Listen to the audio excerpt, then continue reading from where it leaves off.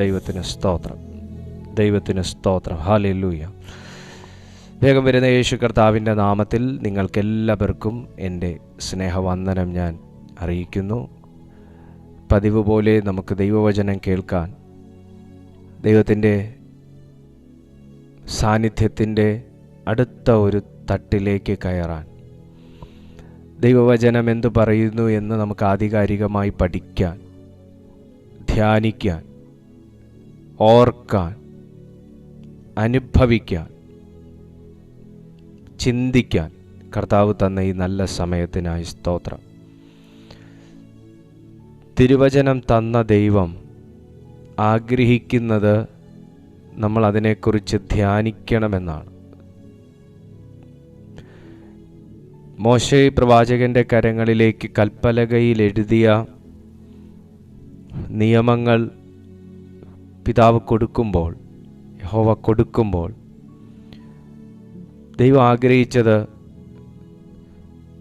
ഇത് മുഴുവനും അടിച്ചേൽപ്പിക്കപ്പെട്ട ഒരു നിയമമായി അവർ ഉൾക്കൊള്ളണമെന്നോ അങ്ങനെ തന്നെ അതനുസരിക്കണമെന്നോ അല്ല. പിതാവ് ആഗ്രഹിച്ചു, ഞാൻ എന്തിനീ നിയമം കൊടുത്തു, ഞാൻ എന്തുദ്ദേശത്തോടെ ഈ നിയമം അവരുടെ ലീഡറായ മോശയെ ഞാൻ ഏൽപ്പിച്ചു, ഞാൻ എന്തുകൊണ്ട് ഈ നിയമങ്ങൾ അവർക്ക് കൊടുത്തു, ഈ നിയമങ്ങൾ അവർക്ക് എന്തിനു വേണ്ടിയിട്ടാണ് ഞാൻ ഉണ്ടാക്കിയത് എന്ന് ജനം അറിയണം എന്ന് പിതാവ് ആഗ്രഹിച്ചു, ഇച്ഛിച്ചു. എന്നാൽ പലപ്പോഴും ജനം അത് ചിന്തിച്ചില്ല. പലപ്പോഴും ജനം അതിനെ ആ ഒരു രീതിയിലല്ല കണ്ടത്. എന്നാൽ പലപ്പോഴും മോശ അത് മനസ്സിലാക്കിയിരുന്നു. പിതാവ്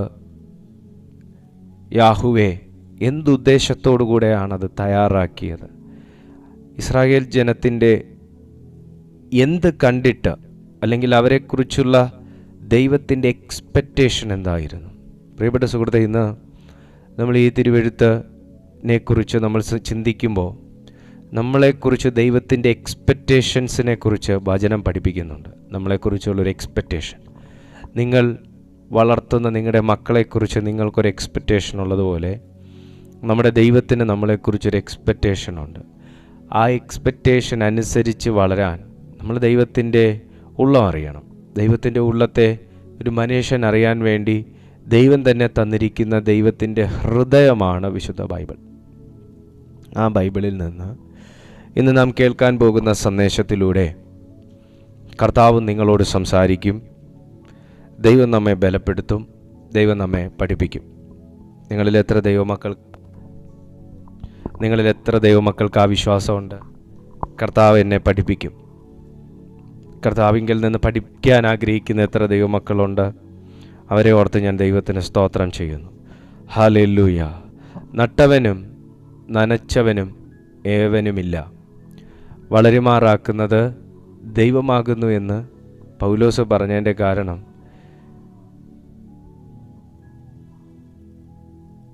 ബൈബിൾ വായിച്ചത് കൊണ്ട് വളരുന്നില്ല, വചനങ്ങൾ എഴുതിയത് കൊണ്ട് വളരുന്നില്ല. എന്നാൽ അതിനെ ധ്യാനിക്കുകയും അതിനെ ആഹാരമാക്കി മാറ്റുകയും ചെയ്യുന്ന ഒരു വ്യക്തിയെ അവിടുത്തെ വചനം വളർത്തുന്നു. അങ്ങനെ അവിടുത്തെ വചനത്തിൽ വളരാൻ ആഗ്രഹിക്കുന്ന ഏതൊരു വ്യക്തിയെയും, അവിടുത്തെ വചനത്തിൽ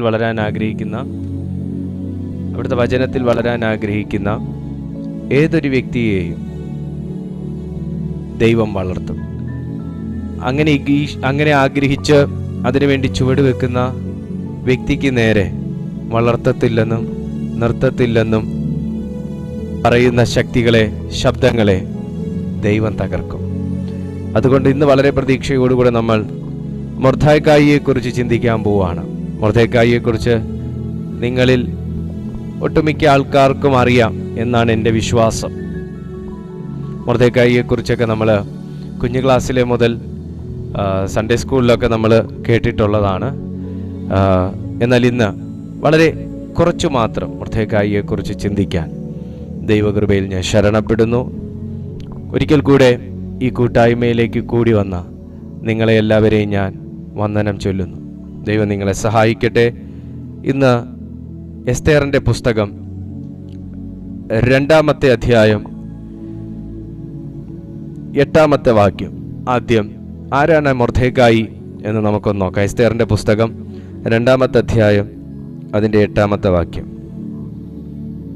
ഹല്ലേലൂയ. രാജാവിൻ്റെ കൽപ്പനയും വിധിയും പരസ്യമായപ്പോൾ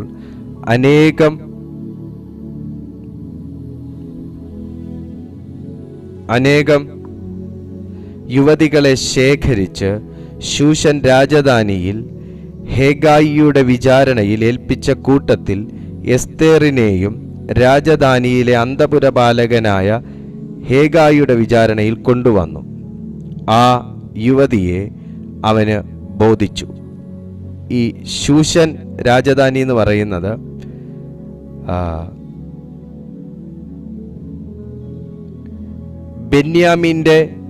ബെന്യാമീനായ കീശിൻ്റെ മകനായ ശിമയിയുടെ മകനായ യായീരിൻ്റെ മകൻ മൊർദെഖായി വേല ചെയ്യുന്ന ഇടമാണ്, സ്ഥലമാണ്.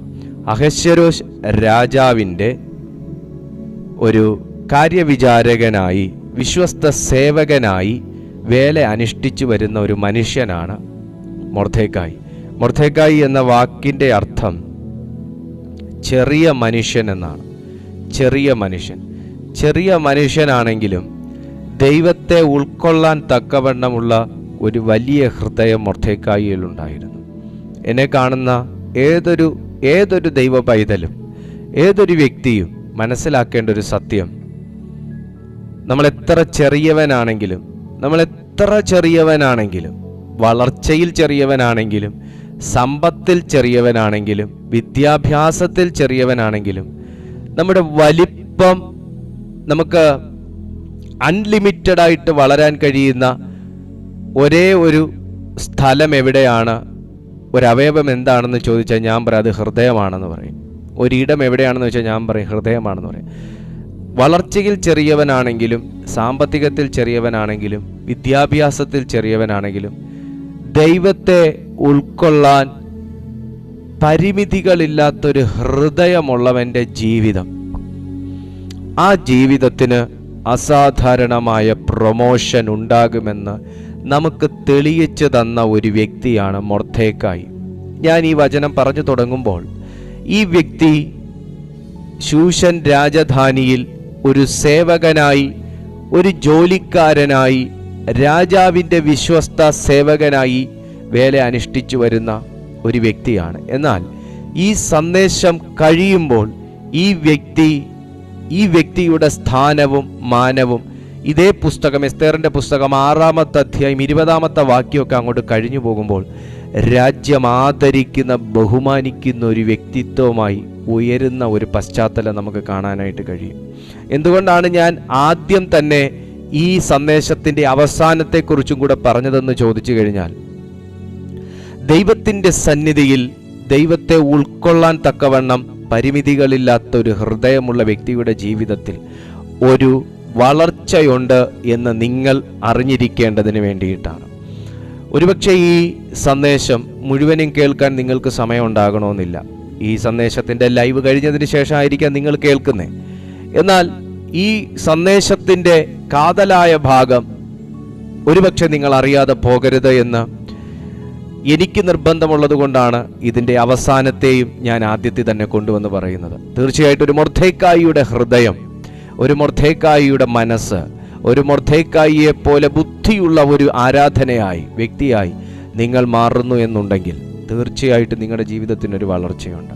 ഇന്ന് നിങ്ങൾ ജോലിസ്ഥലത്ത് വളരെ ചെറിയ സാലറിയിൽ വളരെ ചെറിയ ഒരു സ്ഥാനം അനുഷ്ഠിക്കുന്ന, ഒരു ജോലി അനുഷ്ഠിക്കുന്ന വ്യക്തിയായിരിക്കാം. നിങ്ങൾ നിങ്ങളുടെ ചർച്ചിൽ വളരെ ചെറിയൊരു ജോലി ചെയ്യുന്ന ഒരു വ്യക്തിയായിരിക്കാം. ചെറിയ ഒരു ഉത്തരവാദിത്വം ഏറ്റെടുത്തിരിക്കുന്ന ഒരു വ്യക്തിയായിരിക്കാം. നിങ്ങളുടെ വീട്ടിൽ വളരെ ചെറിയ ഒരു സ്ഥാനമായിരിക്കാം നിങ്ങൾക്ക്. എന്നാൽ നിങ്ങളെ ദൈവം ആക്കി വെച്ചിരിക്കുന്നിടത്ത്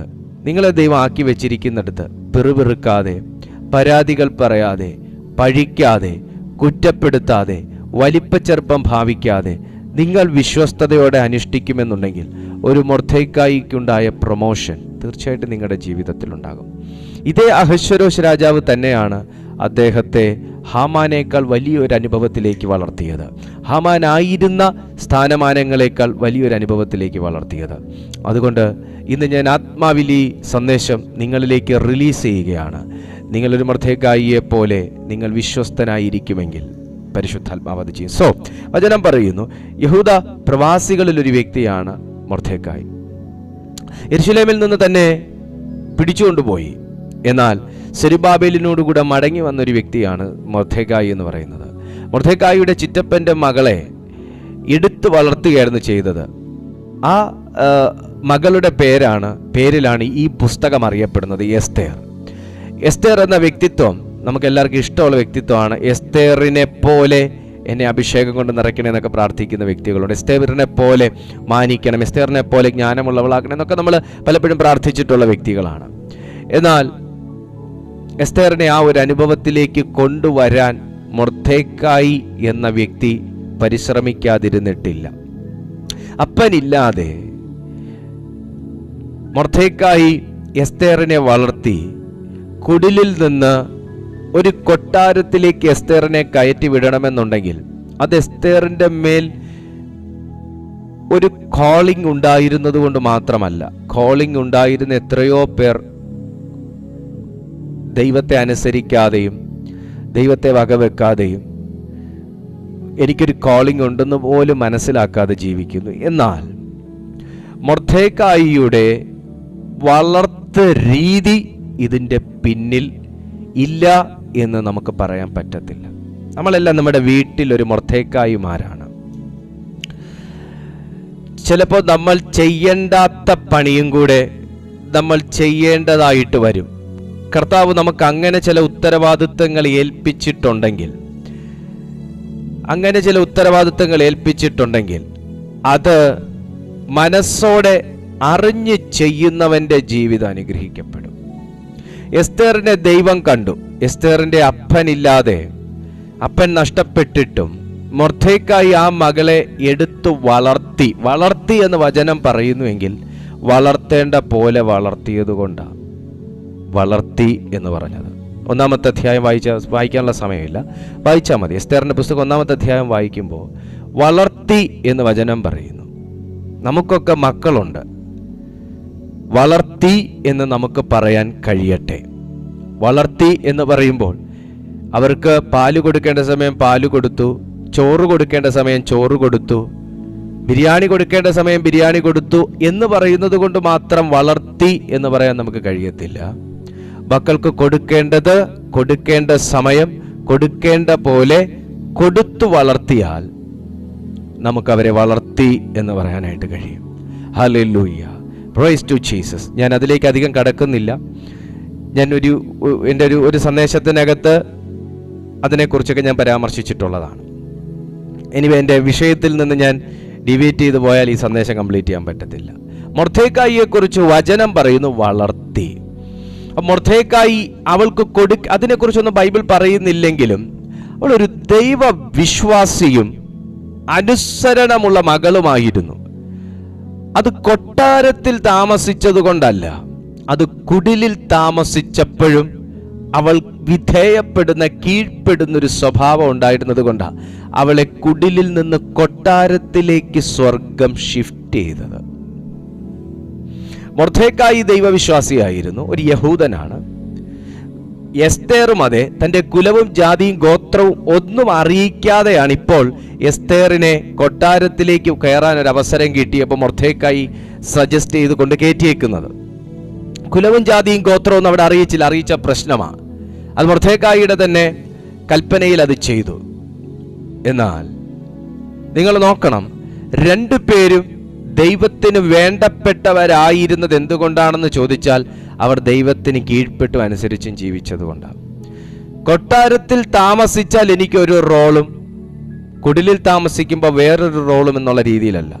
കുടിലിലായിരുന്നപ്പോഴും അവർ ദൈവത്തോടു കൂടെ ആയിരുന്നത് കൊണ്ട് അവർക്ക് കൊട്ടാരത്തിലേക്ക് കയറാൻ ഒരു അവസരം സ്വർഗം കൊടുത്തു. കൊട്ടാരത്തിൽ കയറിയപ്പോൾ വന്ന വഴി മറക്കുകയല്ല, അവിടെയും അവർ ഉള്ളം കൊണ്ട് ദൈവത്തോടു കൂടെ ആയിരുന്നത് കൊണ്ടും അവർ അനീതി ഒന്നും തന്നെ പ്രവർത്തിക്കാത്തത് കൊണ്ടും അവിടെയും അവരെ കരുതാൻ ദൈവത്തിൻ്റെ അദൃശ്യകരമുണ്ടായിരുന്നു. പ്രിയപ്പെട്ട സുഹൃത്തെ, നിങ്ങൾ നാട്ടിൽ നിന്നായിരിക്കാം, വിദേശത്ത് നിന്നായിരിക്കാം, വീട്ടിൽ നിന്നായിരിക്കാം, വിദേശ രാജ്യങ്ങളിൽ നിന്നായിരിക്കാം. എൻ്റെ ഈ സന്ദേശം കേൾക്കുമ്പോൾ നിങ്ങൾ എവിടെ ആയിരുന്നാലും ദൈവം നിങ്ങളെ അയച്ച ഇടത്ത് നിങ്ങളെ കരുതുകയും നിങ്ങളെ മറയ്ക്കുകയും അണയ്ക്കുകയും ചെയ്യുന്ന ഒരദൃശ്യകരം ഉണ്ട് എന്ന് നിങ്ങളെല്ലായ്പ്പോഴും ഓർത്തിരിക്കേണ്ടത് അത്യാവശ്യമാണ്. യഹൂദ പ്രവാസികളിൽ ഒരു വ്യക്തിയാകുന്ന മൊർദെഖായി വിശുദ്ധ ബൈബിൾ 2-ാമത്തെ അധ്യായം 21 മുതൽ 23 വരെയുള്ള വാക്യങ്ങൾ വായിക്കുമ്പോൾ വചനം പറയുന്നു, മൊർദെഖായി വിശ്വസ്ത സേവകനായിരുന്നു. ദൈവത്തിൻ്റെ മൊർദെഖായിമാർ എന്നെ കേൾക്കുന്നുണ്ടെങ്കിൽ, പരിശുദ്ധാത്മാവ് ഏതൊരു വ്യക്തിയിൽ നിന്നും ഇൻക്ലൂഡിങ് മീ, എന്നിൽ നിന്നുൾപ്പെടെ ദൈവം ആഗ്രഹിക്കുന്നത് തീപ്പൊരി പ്രസംഗം മാത്രമല്ല, എന്നിൽ നിന്ന് ദൈവം ആഗ്രഹിക്കുന്നത് ഒരു ടീച്ചിങ് മാത്രമല്ല, എന്നിൽ നിന്ന് ദൈവം ആഗ്രഹിക്കുന്നത് ഒരു അനോയിൻറ്റിങ് റിലീസാകുന്ന ഒരു തലം ഉണ്ടാകണമെന്ന് മാത്രമല്ല, എന്നിൽ നിന്ന് ദൈവം ആഗ്രഹിക്കുന്നത് ഒരു പ്രവാചകനാകണമെന്ന് മാത്രമല്ല. ഇതെല്ലാം ദൈവം ആഗ്രഹിക്കുമ്പോൾ തന്നെ അതിലുപരിയായി കർത്താവ് എന്നിൽ നിന്ന് എക്സ്പെക്റ്റ് ചെയ്യുന്ന ഒരു ഫ്രൂട്ടാണ് ഫെയ്ത്ത്ഫുൾനെസ്, വിശ്വസ്തത. മൊർദെഖായി അഹശ്വേരോശ് രാജാവിന് വിശ്വസ്ത സേവകനായിരുന്നു. ദൈവത്തിന് വിശ്വസ്തനായിരിക്കുന്ന ഒരു വ്യക്തി എല്ലാവർക്കും വിശ്വസ്തനായിരിക്കട്ടെ. ദൈവത്തിന്റെ സന്നിധിയിൽ വിശ്വസ്തനായിരിക്കുന്ന വ്യക്തി എല്ലാവർക്കും വിശ്വസ്തനായിരിക്കും. ആർക്കും വിശ്വസ്തനല്ലാത്തൊരു വ്യക്തി ദൈവത്തിന് വിശ്വസ്തനായിരിക്കുകയില്ല. മനുഷ്യനോട് വ്യാജം സംസാരിക്കുകയും മനുഷ്യരുടെ മുമ്പിൽ ഇരുമുഖം കാണിക്കുകയും ദൈവത്തിന്റെ മുമ്പിൽ അവൻ ഒരിക്കലും ഒരു മുഖം കാണിക്കാൻ കഴിയുകയും ചെയ്യത്തില്ല. അവൻ ദൈവത്തിന്റെ മുമ്പിലും ഇരുമുഖവും 3 മുഖവും 4 മുഖവും ചതുർമുഖവും ഒക്കെ കാണിക്കും. എന്നാൽ വചനം മൊർദെഖായിയെ കുറിച്ച് പറയുന്നു, വിശ്വസ്ത സേവകൻ. എനിക്ക് തോന്നുന്നില്ല മൊർദെഖായിക്ക് കൊടുക്കുന്ന സാലറി അനുസരിച്ചാണ് മൊർദെഖായി രാജാവിനെ സേവിച്ചതെന്ന്. തന്നെ ദൈവമാക്കി വെച്ചിരിക്കുന്നിടത്ത് വിശ്വസ്തയോടുകൂടെ നിന്നു. ഒരാമയം പറയാമോ? നമ്മളെ ദൈവം ആക്കി വെച്ചിരിക്കുന്നിടത്ത് വിശ്വസ്തയോടുകൂടെ നിന്നാൽ ഒരു മൊർദെഖായിയെ ദൈവം സ്ഥാനാരോഹണം നൽകി ഉയർത്തിയതുപോലെ പരിശുദ്ധാത്മാവ് നിങ്ങളെ ഉയർത്തും. ഞാൻ തിരുവെഴുത്തിൽ അങ്ങോളം ഇങ്ങോളം പരിശോധിച്ചപ്പോൾ അനുഗ്രഹിക്കപ്പെടാൻ ഒരുപാട് വഴികളുണ്ടെന്ന് പറയുമ്പോൾ എല്ലാ വഴികളും വന്നു നിൽക്കുന്ന ഒരിടത്താണ് ദൈവവുമായിട്ടുള്ള ബന്ധത്തിൽ. എന്നാൽ അതിനകത്ത് ഞാൻ കണ്ട ഒരു കോറായിട്ടുള്ളൊരു ഭാഗം എന്താണെന്ന് ചോദിച്ചു കഴിഞ്ഞാൽ അത് വിശ്വസ്തത തന്നെയാണ്. ദൈവത്തിൻ്റെ സന്നിധിയിലെ വിശ്വസ്തത തന്നെയാണ് ഒരു വ്യക്തിയെ ദൈവം ഉപയോഗിക്കുന്നതിൻ്റെയും ഉയർത്തുന്നതിൻ്റെയും അനുഗ്രഹിക്കുന്നതിൻ്റെയൊക്കെ കാരണം. അപ്പോൾ ഇന്നത്തെ ഈ വചനത്തിലൂടെ നമുക്ക് മനസ്സിലാക്കാൻ കഴിയുന്നു, വിശ്വസ്ത സേവകനായിരുന്നു മൊർദെഖായി. ആർക്കാ? രാജാവിന്. 3-ാമത്തെ ഭാഗം പറയുന്നു, 4-ാമത്തെ അധ്യായം 1-ാമത്തെ വാക്യം പറയുന്നു, സംഭവിച്ചതൊക്കെയും അറിഞ്ഞപ്പോൾ മൊർദെഖായി വസ്ത്രം കീറി രട്ടുടുത്തു വെണ്ണീർ വാരിയിട്ടും കൊണ്ട് പട്ടണത്തിന്റെ നടുവിൽ ചെന്ന് കൈപ്പോടെ അത്യുച്ചത്തിൽ നിലവിളിച്ചു. ദൈവത്തിൽ വിശ്വസിക്കുന്ന ഒരു ദൈവ പൈതലിനെ സംബന്ധിച്ചിടത്തോളം അവന് ദൈവസന്നിധിയിൽ ചെല്ലുന്നതിന് സമയമില്ല. സമയമുണ്ടോ? ഇല്ല.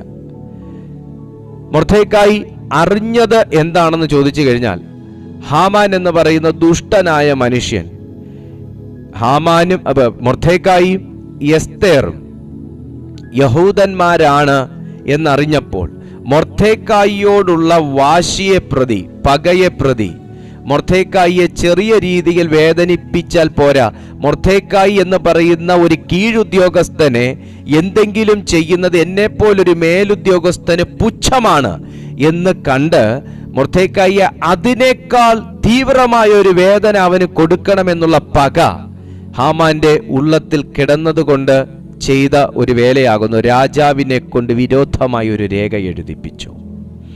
കാരണം ഇതാണ്, ഹാമാനെ വണങ്ങിയില്ല. ദൈവ പൈതലേ, നിങ്ങളുടെ ക്രിസ്തീയ ജീവിതത്തിൽ നിങ്ങൾ ദൈവത്തിൻ്റെ മുമ്പിൽ വണങ്ങുന്നത് കൊണ്ട്, നിങ്ങൾ ദൈവത്തിൻ്റെ മുമ്പിൽ തല കുനിച്ച് വണങ്ങുന്നത് കൊണ്ട് നിങ്ങളെന്ന വ്യക്തിയെ മറ്റു പലരുടെയും പല ഹാമാന്റെയും മുമ്പിൽ തല കുനിപ്പിച്ചേ മതിയാകുള്ളൂ എന്ന് വാദിക്കുന്ന ചില ശബ്ദങ്ങളുണ്ടാകും. നിങ്ങൾ തല കുനിച്ചില്ല എന്ന് ചെന്ന് പറഞ്ഞു കൊടുക്കുന്ന ചില ഹാമാന്യ ശക്തികളും ഉണ്ടാകും, ജൂനിയർ ഹാമാൻസ്. ഇവിടെ ഹാമാന് പ്രശ്നം ആദ്യ സമയങ്ങളിൽ ഉണ്ടായിരുന്നില്ല. എന്നാൽ ഹാമാന്റെ സേവകർ ചെന്ന് ഹാമാനോട് പറഞ്ഞു, എല്ലാവരും നിന്നെ കാണുമ്പോൾ തല കുനിക്കുന്നു, വണങ്ങുന്നു. പക്ഷേ എന്തുകൊണ്ട് ആ വാതിൽപ്പടിക്കൽ നിൽക്കുന്ന മൊർദെഖായി മാത്രം നിന്നെ കാണുമ്പോൾ തല കുനിക്കുന്നില്ല? ഈ പ്രശ്നങ്ങളെ ഊതി വീർപ്പിച്ചു കൊടുക്കാൻ അതിന് ബിരുദമെടുത്ത ഒരുപാട് ആൾക്കാർ നമ്മുടെ ചുറ്റും ജീവിക്കുന്നുണ്ടല്ലോ. ഈ കാര്യം ഞാനൊരു പ്രശ്നമേ ആക്കുന്നില്ല എന്ന് ചിന്തിച്ചിരുന്നാലും ആ പ്രശ്നത്തെ മുന്നിൽ കൊണ്ടുവന്ന് ഊതി വീർപ്പിച്ച് വലുതാക്കി അതൊരു പ്രശ്നമാക്കി വലിയ പ്രശ്നങ്ങൾ ഉണ്ടാക്കാൻ വേണ്ടി ബിരുദാനന്തര ബിരുദവും എടുത്ത ആൾക്കാർ നമുക്ക് ചുറ്റുമുണ്ടല്ലോ. അതുപോലെ ചിലർ ഹാമാന്റെ കൂടെ ഉണ്ടായിരുന്നു. ഉദ്ദേശം ഇത്രയേ ഉള്ളൂ, നിന്റെ തല കുനിയാൻ പാടില്ലാത്തടത്ത് കുനിക്കുക, നിന്റെ നാവ് സംസാരിക്കാൻ പാടില്ലാത്തടത്ത് സംസാരിക്കുക, നിങ്ങളുടെ ശിരസ് കുനിയാൻ പാടില്ലാത്തടത്ത് കുനിയുക. പക്ഷേ എന്തോ അഹങ്കാരമെന്ന് മൊർദെഖായിയെ നോക്കി നമുക്ക് പറയാൻ കഴിയത്തില്ല. കാരണം മൊർദെഖായിയെ ദൈവം കുറ്റം വിധിക്കുന്നില്ല. ദൈവം കുറ്റം വിധിക്കാത്ത ഒരു വ്യക്തിയെ മനുഷ്യൻ കുറ്റം വിധിക്കുന്നത് സൂക്ഷിച്ചു വേണം. ദൈവം തെറ്റുകാരനെന്ന് പറയാത്ത ഒരു വ്യക്തിയെ മനുഷ്യൻ തെറ്റുകാരനെന്ന് ചൂണ്ടുന്നത് സൂക്ഷിച്ചു വേണം.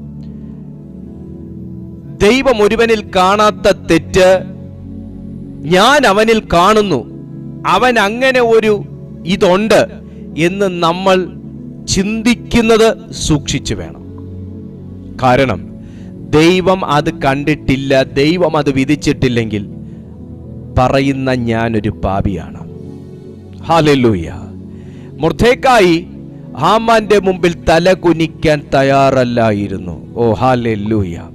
ഇന്ന് ഞാൻ ആത്മാവിൽ ഇതിനകത്ത് ചിലരെ നോക്കി പറയുന്നു, നിങ്ങൾ തല കുനിയരുത് എന്ന് ആഗ്രഹിച്ച് പ്രാർത്ഥിക്കുമ്പോഴും ചില ഹാമാന്യ ശക്തികളുടെ മുമ്പിൽ നിങ്ങളുടെ തല കുനിച്ചേ അടങ്ങത്തുള്ളൂ എന്ന് വാദം നടക്കുന്നുണ്ടെങ്കിൽ ഇന്ന് ആ മേഖലയ്ക്കൊരു വിടുതല. നിങ്ങൾ ശത്രുവിന്റെ വാക്ക് അനുസരിക്കത്തില്ല എന്ന് തീരുമാനമെടുത്തിരിക്കുമ്പോഴും ചില രേഖയെ പ്രതി നിന്നെ കരയിക്കുമെന്ന് ചില ഹാമാന്യ ശക്തികൾ തീരുമാനിച്ചിട്ടുണ്ടെങ്കിൽ ഇന്ന് ആ മേഖലയ്ക്ക് വിടുതല. ഓ ഹല്ലേലൂയ. മൊർദെഖായി ഹാമാന്റെ മുമ്പിൽ തലകുനിക്കാൻ തയ്യാറല്ലായിരുന്നു. അതുകൊണ്ട് തന്നെ താൻ എന്ത് ചെയ്തു? 12-ാമത്തെ അധ്യായം മുതൽ 3-ാമത്തെ അധ്യായം 12-ാമത്തെ വാക്യം മുതൽ ഒന്ന് വായിച്ചു നോക്കിയേ.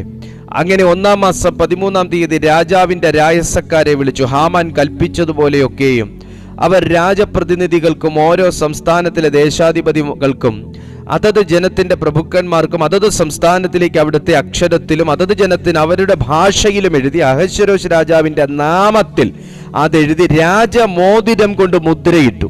ആധാർ മാസമായ 12-ാം മാസം 13-ാം തീയതി തന്നെ സകല യഹൂദന്മാരെയും ആബാലവൃദ്ധം കുഞ്ഞുങ്ങളെയും സ്ത്രീകളെയും കൂടെ നശിപ്പിച്ച് കൊന്നുമുടിക്കുകയും അവരുടെ വസ്തുവക കൊള്ളയിടുകയും ചെയ്യണമെന്ന് രാജാവിന്റെ സകല സംസ്ഥാനങ്ങളിലേക്കും അഞ്ചൽക്കാർ വശം എഴുത്ത് അയച്ചു.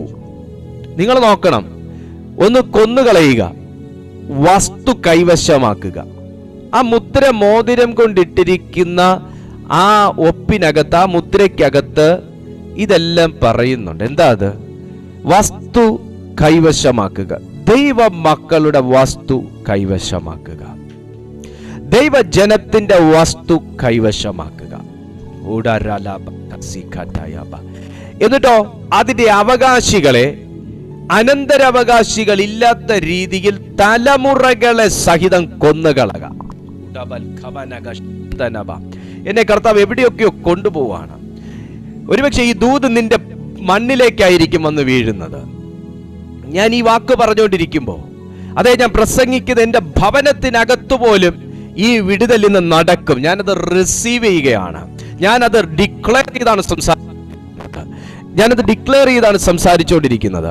ഈ ദൂത് പറയുന്ന ഇടത്തും കേൾക്കുന്ന ഇടത്തും അതുപോലെ സംഭവിക്കും. ആമേൻ. ദുഷ്ടന്റെ മോതിരം കൊണ്ട്, ശത്രുവിന്റെ മോതിരം കൊണ്ട് മുദ്രയിട്ട എഴുത്തിനകത്ത് പറയുന്നു, സ്ത്രീകളെ കൊല്ലണം, ആ വസ്തുവിന്റെ അനന്തരാവകാശികളെ കൊല്ലണം, അവർ താമസിച്ച വസ്തുവകയൊക്കെയും കൊള്ളയിടണം.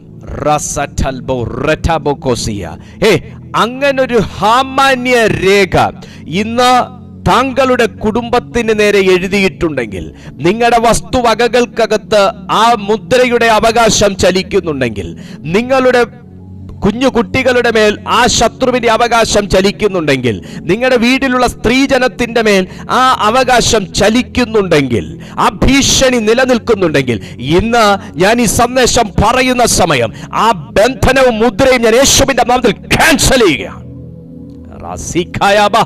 In the name of Jesus. ഇതൊരു ചെറിയ കാര്യമല്ല, ഇതൊരു വലിയ കാര്യമാണ്. ആമേൻ. ഇതൊരു വലിയ കാര്യമാണ്.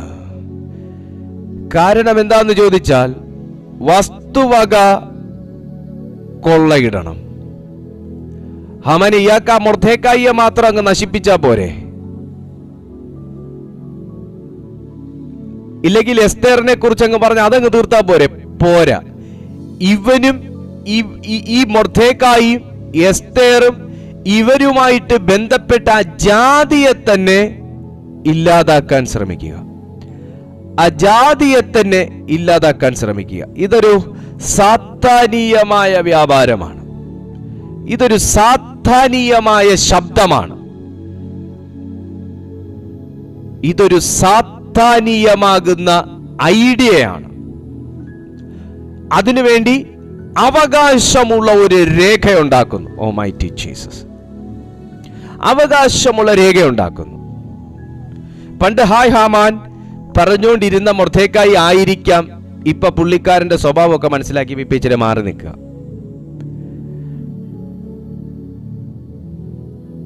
ഇപ്പൊ ഹാമാനെ കാണുമ്പോ മൊർദെഖായി റെസ്പോണ്ട് ചെയ്യാത്തത് കൊണ്ടും വണങ്ങാത്തത് കൊണ്ടും ഹായ് പറയാത്തത് കൊണ്ടും അദ്ദേഹത്തോട് പക. ഒരു പക ഏതറ്റം വരെ കൊണ്ടുപോകുമെന്ന് നിങ്ങൾ കണ്ടു. വസ്തുവകകളെ കൊള്ളയിടുന്ന രീതിയിലേക്ക് ഹാമാന്റെ ചിന്തയെ കൊണ്ടുപോയി. തീർന്നില്ല. എന്നിട്ടോ ഇതെല്ലാം കൊള്ളയിട്ടതിന് ശേഷം തൂക്കിക്കൊല്ലാൻ തക്കവണ്ണം കഴുമരവും ഉണ്ടാക്കുവാൻ ഹാമാൻ നിർദ്ദേശം കൊടുത്തു. കഴുമരവും. ഞാനൊരു ദൂത് പറയട്ടെ.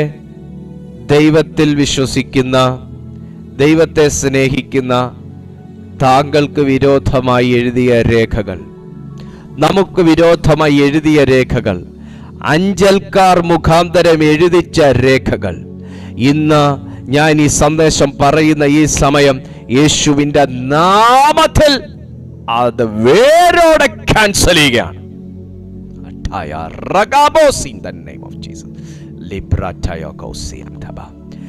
Holy name. Hallelujah.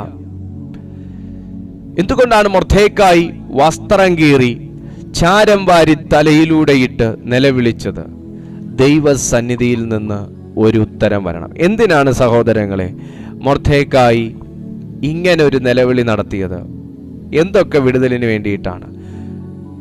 എസ്തേർ വിടുവിക്കപ്പെടണം, തൻ്റെ സഹോദര വർഗങ്ങൾ വിടുവിക്കപ്പെടണം, തൻ്റെ ജാതി വിടുവിക്കപ്പെടണം, അവരുടെ കുഞ്ഞുങ്ങൾ വിടുവിക്കപ്പെടണം, അവർ പാർക്കുന്ന മണ്ണും ഭൂമിയും നഷ്ടപ്പെട്ട് ശത്രുവിൻ്റെ രാജ്യത്തിലോട്ടായി പോകരുത്, ദുഷ്ടന്റെ പിടിയിലായി പോകരുത്.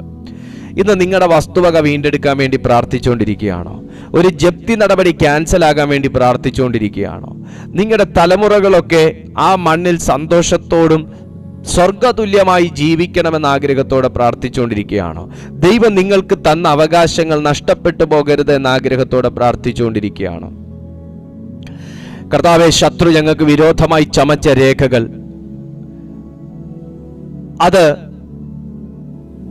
നിർവീര്യമായി പോകണമേ എന്ന് പറഞ്ഞ് നിങ്ങൾ വാദിച്ചുകൊണ്ടിരിക്കുകയാണോ? നിങ്ങളുടെ നീതിയെ അനീതി എന്ന് പറഞ്ഞ് വാദിക്കുന്ന വാദങ്ങൾ ജയം കാണരുതേ എന്ന് നിങ്ങൾ പ്രാർത്ഥിച്ചുകൊണ്ടിരിക്കുകയാണോ? സുഹൃത്തെ, ഒരു മൊർദെഖായിയെ പോലെ ദൈവസന്നിധിയിൽ എല്ലാം സമർപ്പിച്ച് പ്രാർത്ഥിക്കുന്ന, നിലവിളിക്കുന്ന ഒരു ഭക്തന്റെ കാര്യത്തിൽ എൻ്റെ ദൈവം ദീർഘക്ഷമയുള്ളവനാണെങ്കിലും അവനെ പ്രതിക്രിയ നടത്തി രക്ഷിക്കാതിരിക്കുകയില്ല എന്ന് ദൈവത്തിൻ്റെ വചനം നമ്മെ പഠിപ്പിക്കുന്നു. ദൈവത്തിൻ്റെ സന്നിധിയിൽ നിങ്ങൾക്കൊരു നീക്കുപോക്കുണ്ട്. ദൈവത്തിൻ്റെ സന്നിധിയിൽ താങ്കൾക്കൊരു നീക്കുപോക്കുണ്ട്. ഹോ ഹല്ലേലൂയ, ആമേൻ. മൊർദെഖായി വസ്ത്രം കീറി തലയിലൂടെ വെണ്ണീർ വാരിയിട്ട് ദൈവസന്നിധിയിൽ നിലവിളിച്ചു.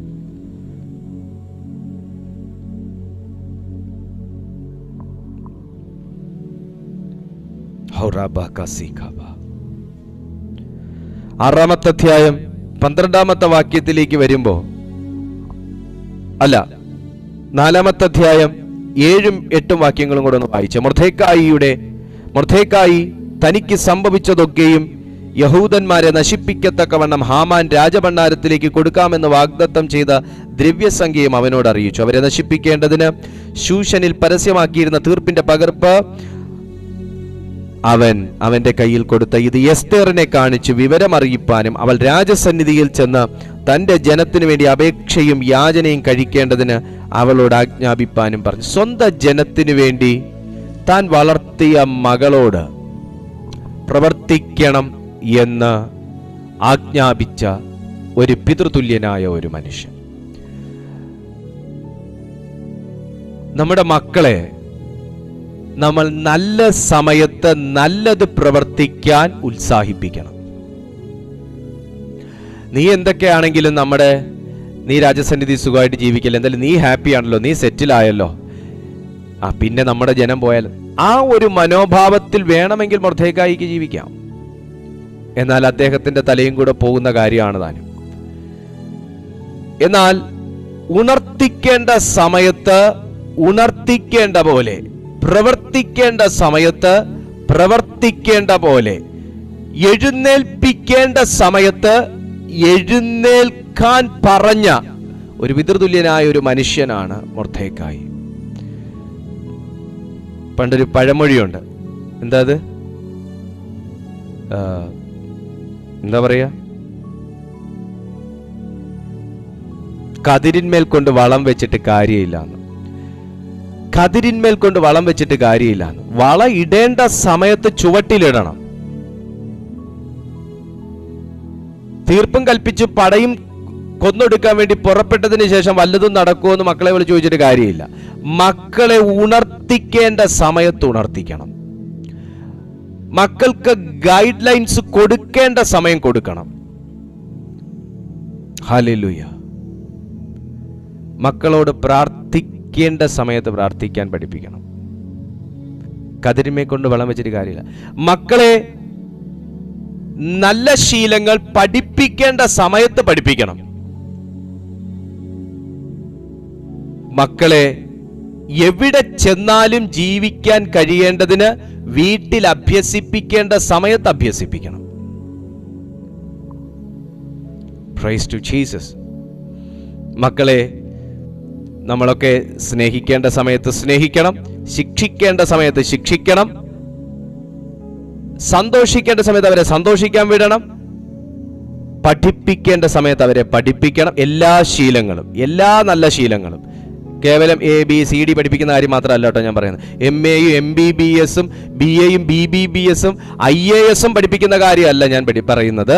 അല്ലാത്ത കാര്യങ്ങളും പഠിപ്പിക്കണം, അല്ലെങ്കിൽ പിന്നത്തേതിൽ ദുഃഖിക്കേണ്ടി വരും. Praise to Jesus.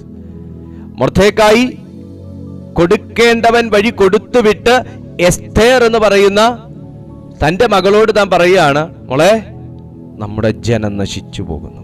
ഒരാത്മഭാരം ഉണ്ടാകട്ടെ സഭയെ, ഒരാത്മഭാരം ഉണ്ടാകട്ടെ.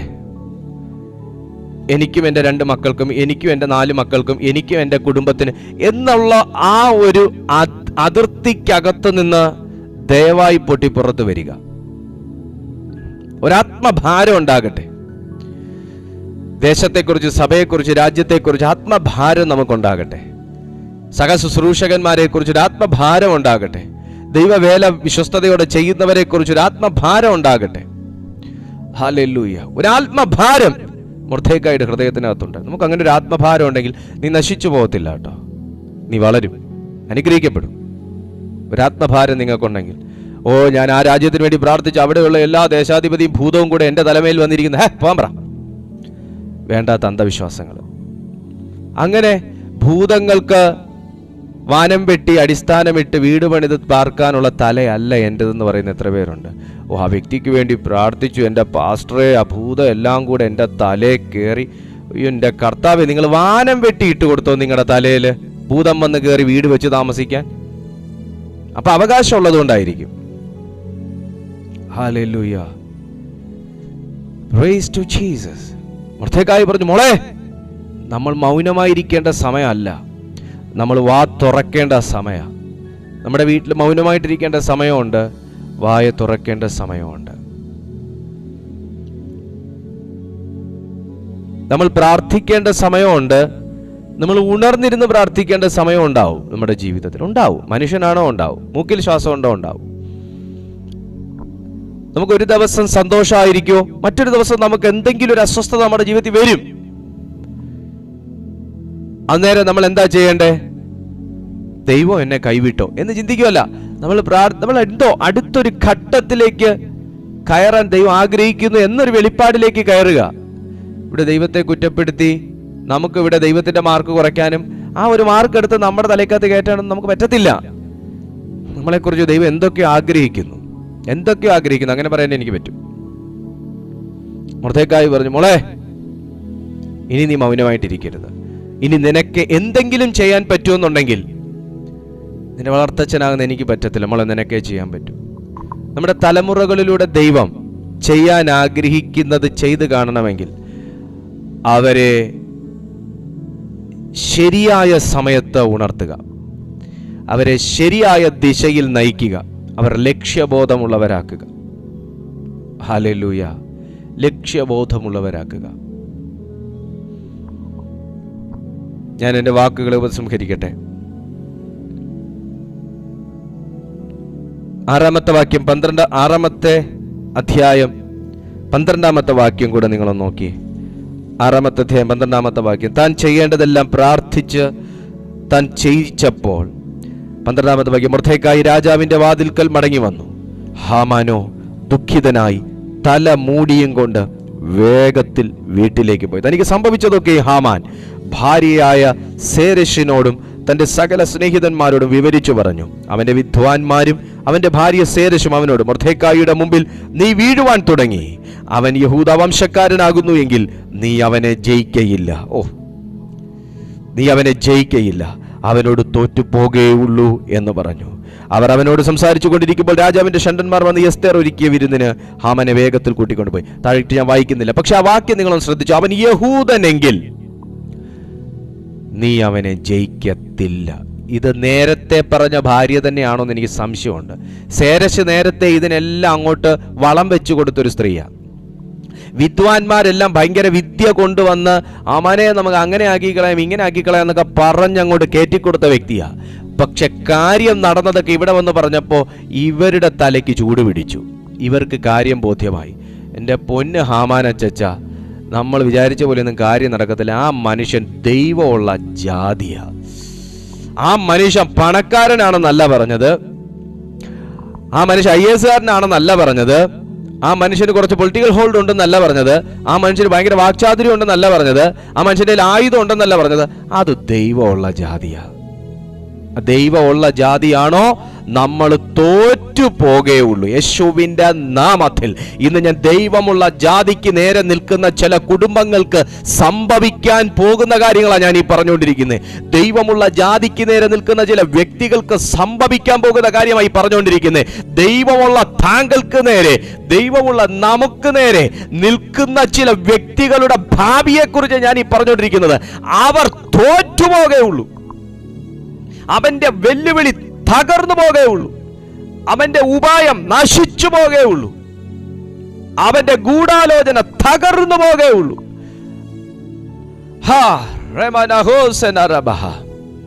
In the name of Jesus. തോറ്റുപോകുകയുള്ളൂ. ശത്രു. മറ്റൊരു കാര്യം, മൊർദെഖായി തല കുനിക്കാത്തതാണല്ലോ പ്രശ്നത്തിന്റെ എല്ലാം കാരണം. മൊർദെഖായി അദ്ദേഹത്തെ കണ്ടപ്പോൾ എഴുന്നേറ്റ് സല്യൂട്ട് ചെയ്യാത്തതാണല്ലോ കാരണം. പക്ഷേ അധ്യായം ചിലതങ്ങോട്ട് മാറിയപ്പോ വചനം പറയുക, ആര് തല കുനിക്കണമെന്ന് ശഠിച്ചുവോ, ആര് ദൈവമുള്ള ജാതി എന്റെ മുമ്പിൽ തല കുനിക്കണമെന്ന് ശഠിച്ചുവോ, അതേ ശഠിച്ചവൻ ദൈവമുള്ള ജാതിയുടെ മുമ്പിൽ തലേക്കൂടെ മുണ്ടിട്ടോണ്ട് പോയി എന്നാ വചനം പറയുന്നത്. മൊർദെഖായി രാജാവിന്റെ വാതിൽക്കൽ മടങ്ങി വന്നു. ഹാമാനോ ദുഃഖിതനായി തല മൂടിയും കൊണ്ട് വേഗത്തിൽ വീട്ടിലേക്ക് പോയി. യേശുവിൻ്റെ നാമത്തിൽ നിന്നെ തല കുനിപ്പിക്കുമെന്ന്, നിങ്ങളെ നാണം കെടുത്തുമെന്ന്, നിങ്ങളുടെ പേര് നിങ്ങളുടെ പട്ടണത്തിൽ ഇല്ലാതാക്കുമെന്ന്, നിങ്ങളെ തേജോവധം ചെയ്യുമെന്ന്, നിങ്ങളെ നശിപ്പിച്ചു കളയുമെന്ന്, നിന്റെ തല കുനിച്ച് നിന്റെ മക്കളുടെ തല ഉൾപ്പെടെ കുനിച്ച് നിന്റെ നാട്ടിൽ നിൽക്കാൻ കഴിയാത്ത അവസ്ഥയിലാക്കുമെന്ന്, നിങ്ങളുടെ പേരിനെ എല്ലാം വലിച്ചു കീറുമെന്നൊക്കെ വെല്ലുവിളിക്കുന്ന ചില ഹാമാന്യ ശക്തികൾ, അതിന്റെ കൂട്ട് ശക്തികൾ ഉൾപ്പെടെ യേശുവിന്റെ നാമത്തിൽ വചനത്തിന്റെ ശക്തികൾ കത്തിപ്പോകട്ടെ. ആര് തലകുനിച്ചു? ആര് തലകുനിച്ചു? ഹാമാന്റെ പ്രവൃത്തികളെ കുറിച്ച് കേട്ടിട്ട് നിങ്ങൾ കുറെ ദിവസം തലകുനിച്ചിരുന്ന് കരഞ്ഞു കാണും. കുറെ ദിവസം നിങ്ങൾ പ്രാർത്ഥനയ്ക്ക് വേണ്ടി ചെലവിട്ട് കാണും. ഹാമാനും ഹാമാന്റെ കൂട്ടാളികളും അതിന്റെ ബലവും ഒക്കെ കണ്ടിട്ട് കുറെ ദിവസമൊക്കെ നിങ്ങൾക്ക് തല ഉയർത്താൻ പറ്റാത്ത രീതിയിൽ ഭാരം ഉണ്ടായിരുന്നതാണ്. പക്ഷെ കാലം അതല്ല കേട്ടോ. അധ്യായം മാറും, അധ്യായം മാറും, അധ്യായം മാറും. എല്ലാ കാലവും എസ്തേറിന്റെ പുസ്തകം 2-ാമത്തെ അധ്യായത്തിൽ നിൽക്കത്തില്ല. അത് 3-ാമത്തെ അധ്യായമാവും, 4-ാമത്തെ അധ്യായമാവും, 5-ാമത്തെ അധ്യായമാവും. 5-ാമത്തെ അധ്യായം വരെ വിടുതൽ കണ്ടില്ല എന്ന് വരും. പക്ഷെ 4-ാമത്തെ അധ്യായത്തിൽ നീ വസ്ത്രം കീറി വെണ്ണീർ വാരി തലയെ കൂടെ ഇട്ട് നിലവിളിച്ച് ദൈവസന്നിധി കരഞ്ഞിട്ടുണ്ടെങ്കിൽ 5-ാമത്തെ അധ്യായത്തിൽ വിടുതൽ കണ്ടില്ലെങ്കിലും 6-ാമത്തെ അധ്യായം വരുമ്പോൾ നിന്റെ മുമ്പിൽ ശത്രു മുട്ടുകുത്തും. ഞാൻ വചനം റിസീവ് ചെയ്യുകയാണ്, ഞാൻ ഈ വചനം ഡിക്ലെയർ ചെയ്യുകയാണ് യേശുവിന്റെ നാമത്തിൽ. ഇന്നലെ വരെ നിന്റെ പ്രാർത്ഥനയുടെ മുമ്പിൽ മുട്ടുകുത്താത്ത ഹാമാന്യ ശക്തികൾ യേശുവിന്റെ നാമത്തിൽ ഇന്നു മുതൽ മുട്ടുകുത്തട്ടെ. ഓ മൈറ്റി നെയിം ഓഫ് ജീസസ്. അത് സംഭവിക്കട്ടെ. ആമേൻ. മുട്ടുകുത്തും, മുട്ടുകുത്തും, മുട്ടുകുത്തും. അവസാന വാക്യം ഞാൻ വായിക്കാൻ പോവാ. ഞാൻ നിങ്ങൾക്കായി പ്രാർത്ഥിക്കാൻ പോവാ. 9-ാമത്തെ അധ്യായം 4-ാമത്തെ വാക്യം ഒന്നെടുത്ത ദൈവമക്കൾ. 9-ാമത്തെ അധ്യായം, എസ്തേറിന്റെ പുസ്തകം 9-ാമത്തെ അധ്യായം 4-ാമത്തെ വാക്യം വരുമ്പോൾ 3 മുതൽ വായിക്കാം. സകല സംസ്ഥാന പ്രഭുക്കന്മാർക്കും രാജപ്രതിനിധികൾക്കും ദേശാധിപതികൾക്കും രാജാവിന്റെ കാര്യക്കാരന്മാരും മൊർദെഖായിയെയുള്ള പേടി അവരുടെ മേൽ വീണിരുന്നത് കൊണ്ട് യഹൂദന്മാർക്ക് സഹായം ചെയ്തു. എനിക്കത് എടുത്തു പറയണമെന്നുണ്ടേ സമയമില്ല. മൊർദെഖായി രാജധാനിയിൽ മഹാനായിരുന്നു.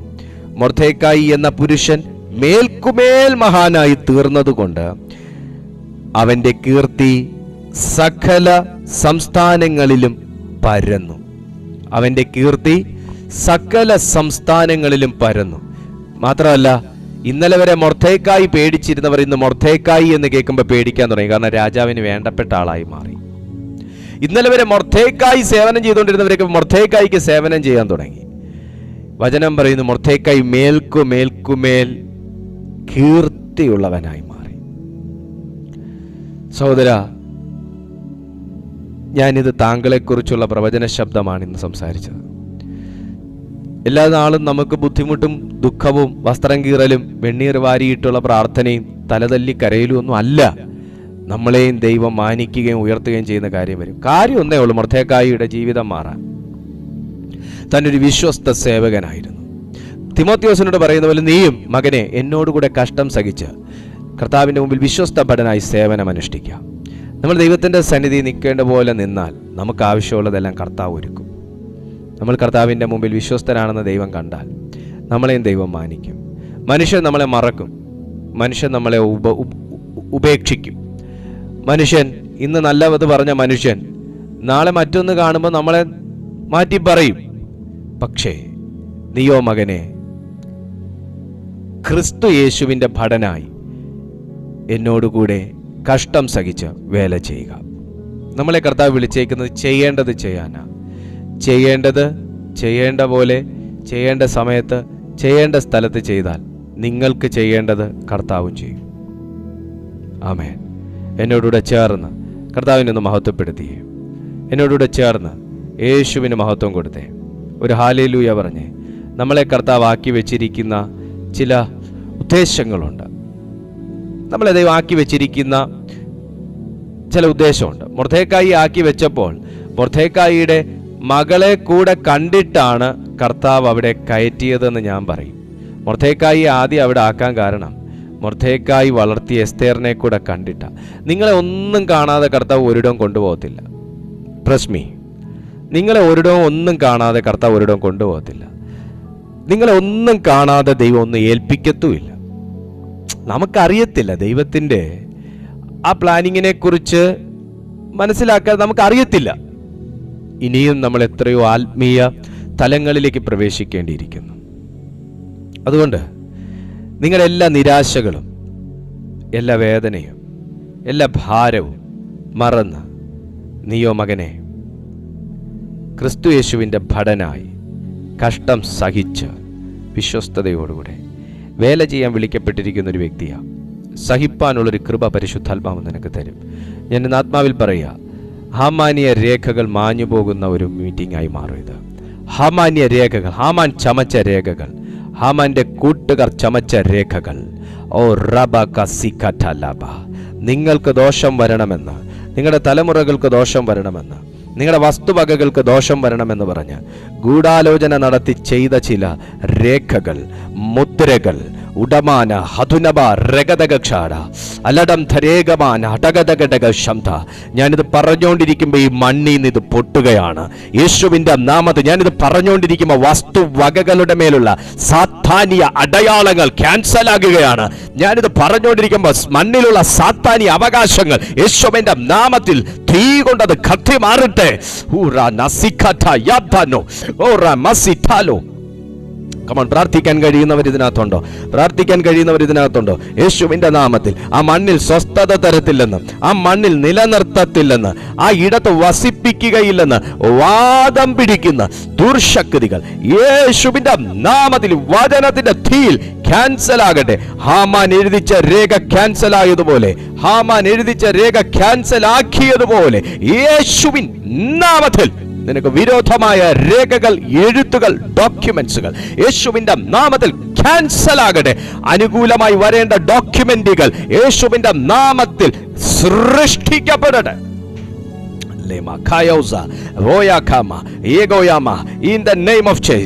പോകേണ്ടത് പോകട്ടെ, വരേണ്ടത് വരട്ടെ, മാറേണ്ടത് മാറട്ടെ, ചേരേണ്ടത് ചേരട്ടെ. യേശുവിന്റെ നാമത്തിൽ അത് സംഭവിച്ചതിനായി സ്തോത്രം. ഡാഡി, ഞങ്ങൾ ഒരുമിച്ച് പ്രാർത്ഥിക്കുന്നു കർത്താവായ യേശുവിൻ്റെ നാമത്തിൽ. കർത്താവെ, ഈ സന്ദേശം കേട്ട ഓരോ ജനത്തിൻ്റെ ജീവിതത്തിലും ഇതൊരു അനുഗ്രഹമാക്കി മാറ്റണമേ. ഇവരുടെ ലൈഫ് പരിശുദ്ധാത്മാവെ ഒരു അനുഗ്രഹമാക്കി മാറ്റണമേ.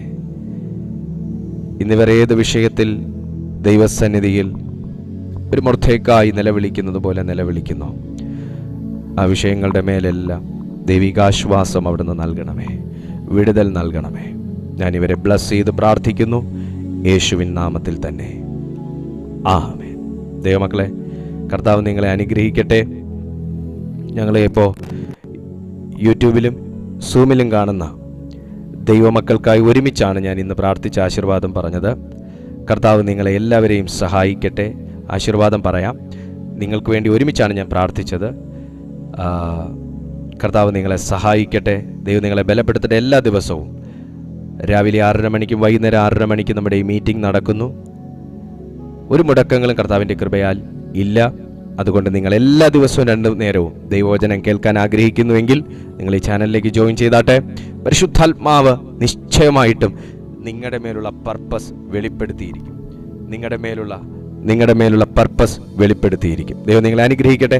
പിതാവായ ദൈവത്തിൻ്റെ സ്നേഹവും പുത്രനാം യേശു ക്രിസ്തുവിൻ്റെ കൃപയും പരിശുദ്ധാത്മാവിൻ്റെ കൂട്ടായ്മയും സഹവാസവും കാവലും ഈ മീറ്റിംഗിൽ അറ്റൻഡ് ചെയ്ത എല്ലാ ദൈവജനത്തോടും നമ്മളെ കർത്താവ് കേൾപ്പിച്ച് അനുഗ്രഹിക്കപ്പെട്ട അവിടുത്തെ തിരുവെഴുത്തിനോടുകൂടെയും കർത്താവിൻ്റെ സകല വിശുദ്ധന്മാരോടുകൂടെയും ഇപ്പോഴും എപ്പോഴും എന്നും അരുമനാഥനാം യേശു കർത്താവിൻ്റെ മടങ്ങി വരവ് വരെയും ഉണ്ടായിരിക്കുമാറാകട്ടെ. ആമേൻ. നമ്മുടെ കർത്താവായ യേശു ക്രിസ്തു മൂലം നമുക്ക് ജയം തന്ന ദൈവത്തിന് സ്തോത്രം ചെയ്യാം. Hallelujah, hallelujah, hallelujah. വളരെ സ്നേഹത്തോടും പ്രാർത്ഥനയോടും കൂടെ ജോയിൻ ചെയ്ത എല്ലാ ദൈവമക്കളെയും ഒരിക്കൽ കൂടെ ഞാൻ അനുഗ്രഹിക്കുന്നു. കർത്താവ് നിങ്ങളെ സഹായിക്കട്ടെ. നമുക്ക് അടുത്ത ദിവസം കാണാം. അതുവരെ അത്യുന്നതന്റെ ചിറകിന്റെ കീഴിൽ കർത്താവ് നമ്മെ സൂക്ഷിക്കട്ടെ. I bless you in Jesus almighty name.